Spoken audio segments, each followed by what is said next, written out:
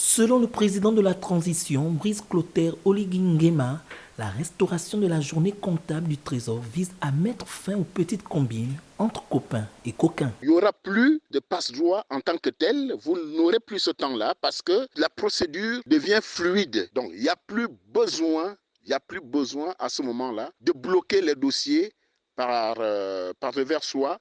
Il n'y a plus besoin d'exiger quoi que ce soit de l'opérateur parce que les procédures elles-mêmes déclinent le respect de toutes ces normes-là. Par cette mesure, l'État gabonais va désormais programmer quotidiennement le paiement de ses factures à des délais bien précis et non plus par affinité. Quand les factures arrivent au Trésor public, on fera quotidiennement des paiements selon la disponibilité de la liquidité au niveau de la trésorerie. Quand vous engagez un dossier de paiement au niveau du Trésor, on vous dit directement que vous serez payé dans telle journée comptable. Si on met la date de paiement dans votre dossier et que vous voulez être payé avant cette date, ce ne sera plus possible car la machine va bloquer votre paiement. La restauration de la journée comptable implique donc que l'État devra maintenant mettre à disposition une enveloppe au Trésor public pour régler ses dépenses courantes, alors que cela se faisait après 1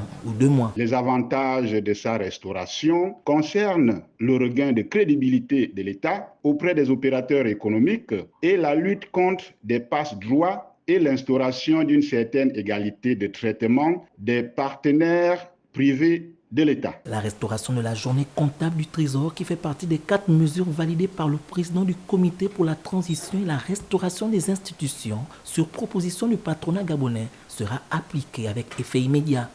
Elle devrait induire le renforcement de l'intégrité dans les procédures budgétaires et comptables.